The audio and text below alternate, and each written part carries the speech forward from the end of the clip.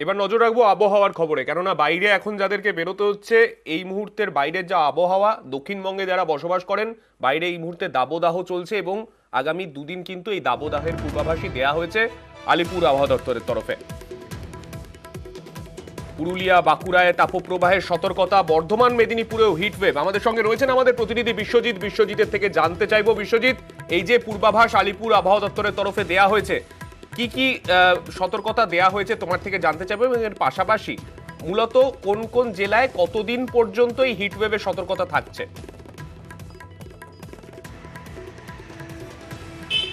দেখো, সামগ্রিকভাবে শনিবার পর্যন্ত পশ্চিমের জেলা সহ দক্ষিণবঙ্গের প্রায় 8 থেকে 9 জেলায় তাপপ্রবাহের সতর্কতা থাকবে। আজ এবং আগামীকাল এই 8 থেকে 9 জেলায় তাপপ্রবাহের সতর্কবার্তা থাকবে।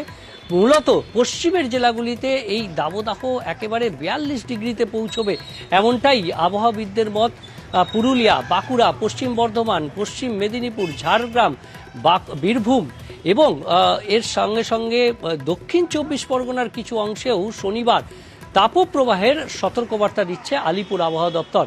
তবে এর বাইরে যে জেলাগুলো রয়েছে দক্ষিণবঙ্গে, আমরা জানি কলকাতা, হুগলি, হাওড়া সহ নদিয়া, মুর্শিদাবাদ, এই জেলাগুলির ক্ষেত্রেও তাপপ্রবাহের মতো পরিস্থিতি না হলেও একটা গরম ও অস্বস্তিকর, অর্থাৎ চরম অস্বস্তিকর একটা আবহাওয়ার মধ্যে দিয়ে থাকবে।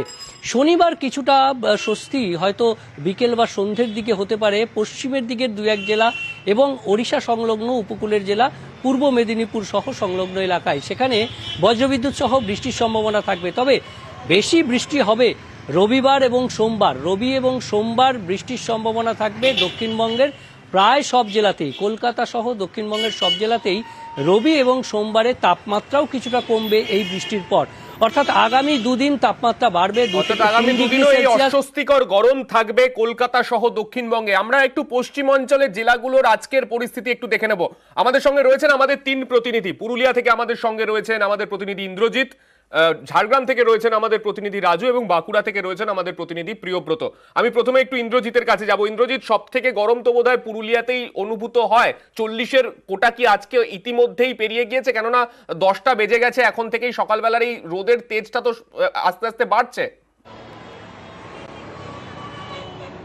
দেখো সান্নিক, একেবারেই তাই। তার কারণ আজ জেলার সর্বোচ্চ তাপমাত্রা 40 ডিগ্রি, ফলে স্বাভাবিকভাবেই গরম ব্যাপক রয়েছে এবং এই তীব্র দাবদাহে সাধারণ মানুষের অবস্থা একেবারেই খুব শোচনীয়। তার কারণ এই গরম থেকে রেহাই পেতে একমাত্র কালবৈশাখীই ভরসা, স্বস্তি আনতে পারে। জেলায় যে অবস্থা তৈরি হয়েছে বা যে পরিস্থিতি তৈরি হয়েছে, তীব্র গরমে অসুস্থ হয়ে পড়ছে সাধারণ মানুষ যারা বাইরে বেরোচ্ছে। একেবারেই 11টার পর থেকে একেবারেই 4টা অবধি আমরা দেখছি রাস্তাঘাট কার্যত ফাঁকা হয়ে আসছে এবং সকাল সকাল কাজকর্ম সেরে নিচ্ছে। এই তীব্র গরম থেকে নিস্তার নেই, বাইরে বেরোলে অসুস্থ হয়ে পড়তে পারে। বিশেষ করে বয়স্কদের এবং যারা স্কুল পড়ুয়া তাদের সমস্যা হচ্ছে।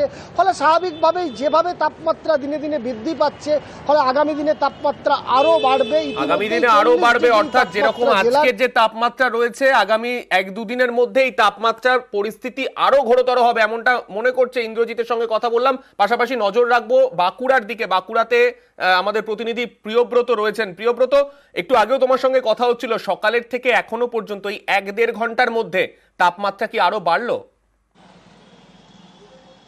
একেবারে অনেকটা বেড়ে গেছে, 40-এর কাছাকাছি তাপমাত্রা, 39.8 ডিগ্রি টেম্পারেচার রয়েছে। সেক্ষেত্রে এই যে তাপমাত্রা 10টার সময়, এখনই যদি এত টেম্পারেচার হয়, এত রোদ হয়, সেক্ষেত্রে বেলা বাড়বে। বেলা বাড়ার সঙ্গে সঙ্গে দুপুর 2টো নাগাদ কিন্তু বাঁকুড়া জেলা জুড়ে প্রায় বলতে যাই বন্ধের চেহারা নিচ্ছে এবং স্থানীয় মানুষজন তারা কিন্তু বলছেন যে এক পশলা বৃষ্টি খুব জরুরি। গতকাল রাত্রে খুব ঝিমিতালে হলেও একটু বৃষ্টি হয়েছিল ঠিকই, কিন্তু তাতে কিন্তু বুমেরাং হয়েছে, তাতে কিন্তু গরম বেড়ে গিয়েছে এবং ঘর্মাক্ত পরিবেশ যেটা কয়েকদিন আগে ছিল না সেটা কিন্তু শুরু হয়েছে এবং সকাল থেকেই প্রচন্ড ঘাম দিচ্ছে, রোদ চড়া রয়েছে। এর পাশাপাশি তাপমাত্রা এই সবে মিলে কিন্তু বাঁকুড়া জেলায় নাজেহাল অবস্থা এবং তুমি বুঝতে পারছি বসন্তকালে যদি এই ওয়েদার হয়, এই তাপমাত্রা বাড়তে থাকে, সেক্ষেত্রে আগামী দিনগুলো মে জুন মাস সেক্ষেত্রে কতটা তাপমাত্রা হতে পারে এবং জেলাবাসী স্বাভাবিকভাবে এখনো পর্যন্ত চৈত্র মাস কাটলো না, তার মধ্যেই এই গরম। আমি একটু রাজুর কাছে যাব। রাজু, তোমার থেকেও জানতে চাইবো আজকের পরিস্থিতি সেখানকার, এবং এখনো পর্যন্ত এপ্রিল মাসের মাঝামাঝি আসেনি, তার আগে এই পরিস্থিতি। দেখো সন্দীপ, প্রথমে বলবো গত যদি 2-3 দিন দেখা হয় তাতে তাপমাত্রা যেভাবে বৃদ্ধি পেয়েছে, সেক্ষেত্রে আজকের তাপমাত্রা অনেক ঊর্ধ্বমুখী রয়েছে, কারণ 42 ডিগ্রি তাপমাত্রা রয়েছে। গতকাল আমরা দেখিয়েছিলাম প্রায় 40 ডিগ্রি তাপমাত্রা ছিল এবং বেলা বাড়ার সাথে সাথে সেটা 41 ডিগ্রি তাপমাত্রা হয়েছিল। কিন্তু যেটা আলিপুর আবহাওয়া দপ্তর সূত্রে যেটা বারবার বলা হচ্ছে যে তাপ প্রবাহ বইবে এবং লু বইবে, সে জায়গায় জঙ্গলমহলে যদি লাল মাটির দেশ দেখা হয় তাহলে এখানে তাপমাত্রা বরাবরই একটা ঊর্ধ্বমুখী থাকে। এবছরে তাপমাত্রাটা অনেক বেশি বৃদ্ধি পাচ্ছে, কারণ গত দুদিনের মধ্যে হয়তো আরো তাপমাত্রা বৃদ্ধি পাবে, সেক্ষেত্রে প্রায় 45 ডিগ্রি তাপমাত্রা হতে পারে। আর এখনই যেভাবে একটা গরম পড়েছে, সেই গরমে মানুষ নাজেহাল হয়ে পড়েছে। শহরের যদি দেখা হয় যে সমস্ত মানুষজন বিভিন্ন কর্মসংস্থানে যাচ্ছেন, তারা সকাল সকাল বেরিয়ে পড়ছেন সেই সমস্ত তাদের গন্তব্যস্থলের দিকে। আর যে সমস্ত মানুষ ডেলি বেসিসে যে বিভিন্ন জায়গায় যান, তাদেরকেও সেই একই রকম ভাবে সকালে বেরোতে হচ্ছে, অথচ রোদ্দুর থেকে বাঁচার জন্য ঠান্ডা পানীয় জল এবং ছাতা তো নিচ্ছেনই তারা। যেখানে চিকিৎসকদের এক অংশের বড় অংশের যে সব থেকে বড় কথা, যেরকম গরম যেখানে পড়েছে, যদি সত্যি ক্যালেন্ডারের দিকে তাকানো হয়, এখনই এই গরম, এই রকম অস্বস্তি, স্বাভাবিকভাবেই মানুষ কিন্তু এখন যথেষ্ট আতঙ্কে। এই গরমে এরপর তারা কাজে বেরোবেন কি করে? বাঁকুড়া, পুরুলিয়া, ঝাড়গ্রাম, 3 জেলার ছবি আপনাদের দেখালাম। 3 জেলার মানুষ এই মুহূর্তে দাবদাহে কার্যত বিপর্যস্ত বলা যেতে পারে।